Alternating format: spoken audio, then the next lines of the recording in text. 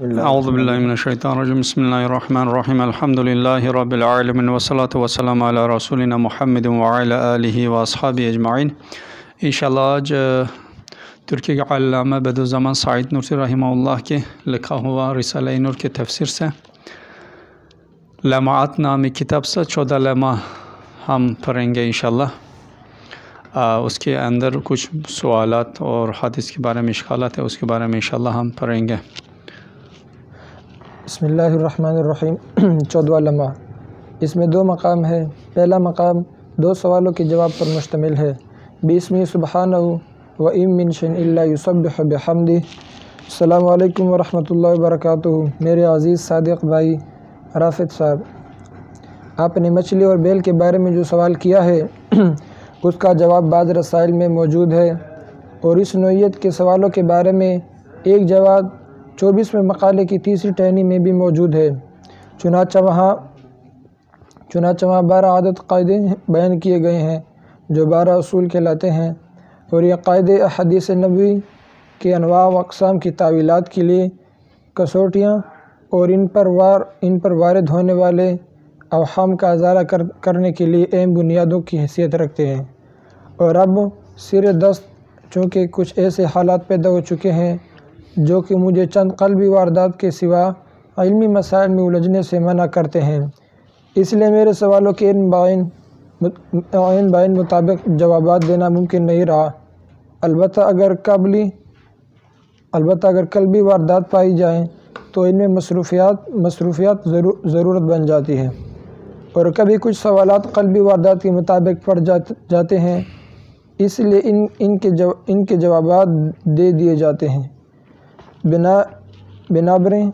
और आपके हर सवाल के मुताबिक जवाब नहीं दे पाता हूँ, इसलिए नाराज़ नहीं होना है।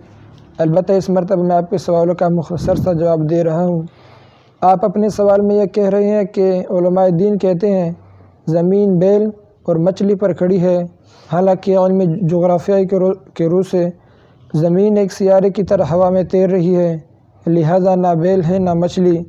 अलजवाब, हाँ, यानी मसला पहला यानी सल्तनत उस्मान में भी यह हदीस बहुत फैल गया। उलमा कहते हैं कि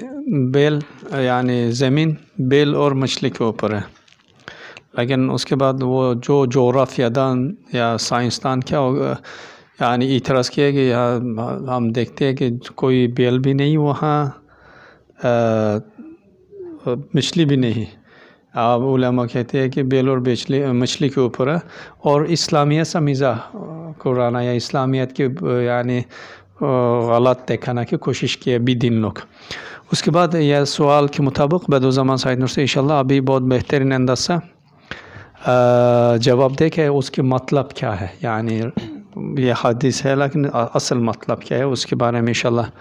अभी हम पढ़ेंगे। हाँ, एक सही रिवायत मौजूद है जो कि इब्न अब्बास रज़ी अल्लाह तआला अन्हु जैसे लोगों की तरफ मंसूब है, और वो कुछ इस तरह से है कि लोगों ने रसूल गिरामी सल्लल्लाहु अलैहि वसल्लम से पूछा कि ज़मीन किस चीज़ पर है, तो आप अलैहिस्सलाम ने जवाब दिया अलसूर वल हुत, यानी बैल और मछली पर। एक रिवायत में यह है कि आप सल्लल्लाहु अलैहि वसल्लम ने कभी कहा बैल पर और कभी कहा मछली पर। बाज़ मुहद्दिसीन ने इस हदीस के और कदीम से मनकुल इसराइली रिवायत से माखूज़ किस्सों कहानियों के माबैन मुताबिकत पैदा की है, और ख़ासकर बनी इसराइल से इस्लाम में दाखिल होने वाले कुछ उलमा ने बैल और मछली के बारे में साबिक़ा किताबों में पाए जाने वाले बैल और मछली के किस्सों और इस हदीस के दरमियान मुताबिकत पैदा की, तो हदीस के बड़े अजीब माना पहना दिए। अब हम आपको सवालों के जवाब में इंतहाई इख्तिसार के साथ 3 बुनियादों और 3 पहलुओं का जिक्र करते हैं। पहली बुनियाद, हाँ, मसला यह भी है कि यह हदीस इब्न अब्बास रज़ियल्लाहु अन्हु का निस्बत की जाती है, और कुछ उलमा इसकी यानी रसूलुल्लाह से पूछा गया है या रसूलुल्लाह अल अर्द अला अय्यु शै, सहाबा पूछा रसूलुल्लाह, एक दफ़ा कहा कि अला सब्र वल हुत, यानी सब्र मतलब बैल, हुत मतलब मछली। एक रिवायत में भी आती है कि एक दफ़ा कहा कि अला सब्र, दूसरा दफ़ा पूछा गया رسول اللہ صلی اللہ علیہ وسلم کہا کہ العرض علی الحوت. کچھ علماء اس کی تفسیر میں کچھ اسرائیلیات سے بعض تشبیہات ہیں ان سے تعلق بنا کر کے وضاحت کرنا کوشش کیا، یا کچھ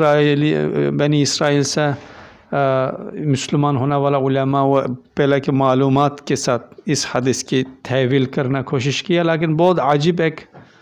شکل دیا گیا کہ عقل سے باہر ہے ان کی وہ تصویرات و تعبیرات. ابھی ان کی حکمت ابھی ہم انشاءاللہ جاری کریں گے. پہلی بنیاد، بنی اسرائیل کے کچھ علماء جب مسلمان ہوئے تو ان کی سابقہ معلومات بھی ان کے ساتھ ہی آ گئیں، حالانکہ ان سابقہ معلومات میں کچھ غلط باتیں بھی تھیں. اب ان غلط باتوں کا تعلق خود ان کے ساتھ ہوگا نہ کہ اسلام کے ساتھ. دوسری بنیاد، تشبیہات و تمثیلات جب خواص سے نکل کر عوام میں آ جائیں، یعنی علم کے ہاتھ سے نکل کر جہل کے ہاتھ میں آ جائیں، تو مرور زمانہ کے ساتھ ساتھ حقائق کا روپ دھار جاتی ہیں. مثال کے طور پر میرے بچپن کے دنوں میں چاند کو گرہن لگا تو میں نے اپنی ماں سے پوچھا چاند کو گرہن کیوں لگا ہے، تو انہوں نے جواب دیا اسے سانپوں نے نگل لیا ہے. تو میں نے کہا وہ تو بدستور نظر آ رہا ہے. تو انہوں نے جواباً کہا اوپر والے طبقے میں سانپ شیشوں کی طرح کے ہو جاتے ہیں، اس لیے ان کے پیٹوں میں جو کچھ ہوتا صاف نظر آتا ہے. چنانچہ میں بچپن کا یہ واقعہ اکثر یاد کیا کرتا تھا اور یہ کہتا ہوا سوچا کرتا تھا کہ ایک بھی حقیقت خرافت میری والدہ جیسی سنجیدہ لوگوں کی زبانوں پر اس حد تک کیسے چڑھ جاتی ہے. پھر جب میں نے علم فلکیات کا مطالعہ کیا تو پتہ چلا کہ میری والدہ جیسے جو لوگ اس طرح کی باتیں کرتے ہیں انہوں نے کسی تشبیہ کو حقیقت واقعہ کا روپ دے دیا ہے، کیونکہ حقیقت یہ ہے کہ وہ دائرہ عظیمہ حاشیہ اگر کسی کرے کی سطح پر اس کے ارد گرد ایسا دائرہ کھینچا جائے کہ اس دائرے کا قطر اس کرے کے قطر کے برابر ہو تو اس کو دائرہ عظیمہ کہتے ہیں. کہا جاتا ہے کہ جو کہ سورج کے مدار کا دار و مدار رہے،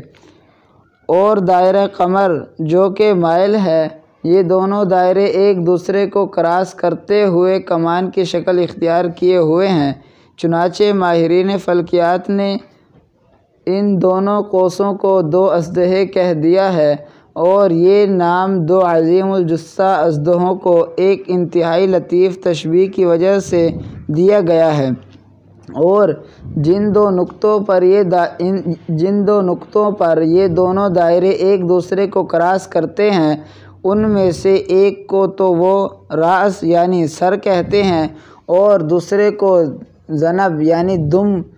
پس جب قمر راس کی طرف اور شمس ذنب کی طرف آتا ہے تو ماہرین فلکیات کی اصطلاح میں دونوں کے درمیان زمین حائل ہو جاتی ہے، یعنی ان دونوں کے درمیان کرۂ ارض مکمل طور پر حائل ہو جاتا ہے اور تب چاند کو گرہن لگ جاتا ہے. اور یوں سابقہ تشبیہات کے پیش نظر یہ کہہ دیا جاتا ہے کہ چاند دو اژدہوں کے منہ میں چلا گیا ہے. پس یہ بلند پایہ علمی تشبیہ جب عوام کے ہاتھ لگی تو مرور زمانہ کے ساتھ ساتھ ایک ایسے گرنڈیل اژدہے کا روپ دھار گئی جو کہ چاند کو لقمہ بنا کر کھا جاتا ہے. اسی طرح دو عظیم الشان فرشتے ہیں جن میں سے ایک کا نام ثور یعنی بیل ہے اور دوسرے کا نام حوت یعنی مچھلی ہے، اور اس نام میں ایک بڑی لطیف قدسی تشبیہ اور مفید اشارہ پایا جاتا ہے. پھر جب نبوت کے اس مقدس علوی زبان سے نکلی ہوئی تشبیہ کا معنی عوام کی زبان تک پہنچا تو حقیقت کا روپ دھار گیا، اور یوں ان دو فرشتوں نے حد سے زیادہ بڑے بیل اور ہولناک مچھلی کی صورت اختیار کر لی. یہاں آپ بتائیں گا کچھ؟ یہاں پہ یہ بتا رہے کہ پہلی بنیاد میں تو یہ کہا کہ یعنی بنی اسرائیل کے کچھ علماء جب مسلمان ہوئے تو ان کے پاس جو ان کی معلومات تھی، سابقہ معلومات یعنی، تو وہ اپنے ساتھ یعنی اسلام میں لائے۔ تو پہلی بات تو یہ کہ وہ جب مسلمان ہوئے تو اب ان کی جو سابقہ معلومات ہے ان کا کوئی اعتبار نہیں کیا جائے گا، ان کا اعتبار ان کی اپنی جو سابقہ و شریعت ہے اس کے ساتھ ہے، اور اسلام سے اس کا یعنی کوئی وہ معلومات کوئی اس کا یعنی تعلق نہیں ہے، تو اس کا تو ہم اعتبار نہیں کر سکتے۔ دوسرا کہا کہ تشبیہات اور جو تمثیلات ہوتی ہے، مطلب کس چیز کو جب تشبیہ دیتے ہیں تو وہ جب عوام کے اندر آ جاتی ہے تو عوام اس سے کیا سے کیا اس کو حقیقت سمجھ لیتے ہیں، یعنی کہ جس طرح انہوں نے یعنی مثال دی کہ اپنے بچپن میں تو جب چاند گرہن ہو گیا تو والدہ سے پوچھا کہ چاند کیوں گرہن ہوا ہے، تو والدہ نے یعنی کہ جواب دیا کہ اس کو 2 سانپوں نے نگل لیا ہے، یعنی وہ سانپ کے منہ میں آ گیا۔ تو یہ جب انہوں نے پھر جغرافیہ وغیرہ کا حضرت مطالعہ وغیرہ کیا اور سمجھا تو پھر ان کو بھی یہ ہوا کہ بھئی میری والدہ جیسی یعنی اتنی ذہین اس میں کیسے مطلب یہ چیز اتنی وہ ہو گئی کہ ان کو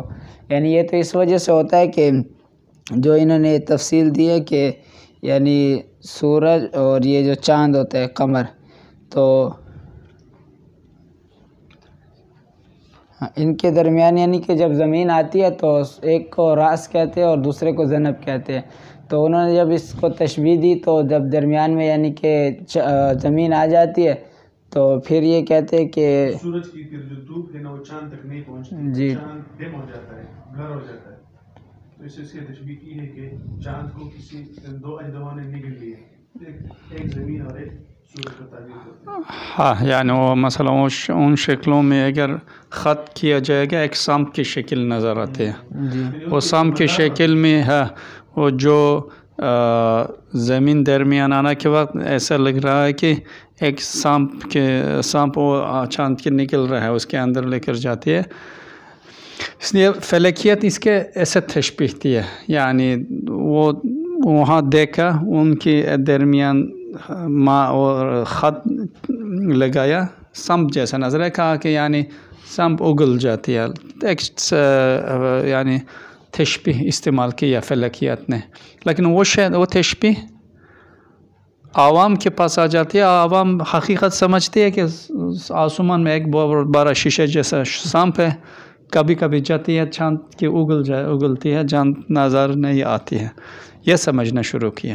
اس لیے استاد یہ حدیث بتانا کے لیے یہ مثال بھی دی کہ یعنی کبھی کبھی تشبیہات حواس کے حد سے، یعنی علماء کے جو علماء اس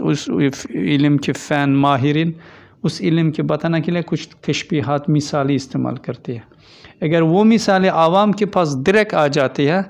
اس کا نہیں سمجھا جاتی ہے، عوام اس کی حقیقت سمجھنا شروع کرتی ہے اور بولنا شروع کرتے ہیں۔ اگر آپ اعتراض بھی کرے گا تمہارا بہت سخت سا محنہ کرنا شروع کرتے کہ تم کیسے ایسے کرتے۔ اسی طرح استاد آخر میں کیا کہا، یعنی جو رسول اللہ کہا کہ زمین بیل اور مچھلی کے اوپر ہے، استاد کیا کہتے ہیں، یعنی 2 فرشتہ ہے، اس کے ایک کے نام سور ہے، دوسرا کے نام ہوت ہے، یعنی ایک کے نام بیل ہے، دوسرا کے نام مچھلی ہے، اور یہ فرشتہ ہمارا زمین کی ادارت میں موکل فرشتہ ہے، یعنی ہمارا زمین کی ادارت میں ذمہ دار فرشتہ ہے، اللہ تعالیٰ ان کا ذمہ میں ہمارا زمین کی کنٹرول اور ادارہ لگایا ہے، اس لیے وہ اس کے دوسرا معنی بھی آ جائے گا، لیکن ایک معنی یہ ہے کہ وہ رسول اللہ تشبیہ کے طور پر استعمال کیا کہ یعنی زمین بیل اور مچھلی کے اوپر، یعنی 2 فرشتے ہیں، اس کے ایک نام بیل ہے، اس کے دوسرا کے نام مچھلی ہے، ان کی شکل بھی عالمی مثال میں ایسے نظر آتی ہے اور ان کی ادارت میں ہے مقصد، لیکن یہ تشبیہ عوام کی طرف آ جاتی ہے اور کچھ بنی اسرائیل سے آنے والا کچھ کہانی کے ساتھ اگر ملا جاتے ہیں، بہت عجیب ایک شکل اختیار کرتی ہے کہ جسمانی ایک بیل اور جسمانی ایک مچھلی سمجھنا شروع کرتے، اس وقت اہل دلالت پہ کیا کرتے، اعتراض کرتے ہیں کہ تم مسلمان لوگ ایسے کرتے، ایسے آسمان میں ایسے مچھلی بیل ہے ہی نہیں، تم کیسے بولتے ہیں، اسلامیت پر اعتراض کرتے ہیں۔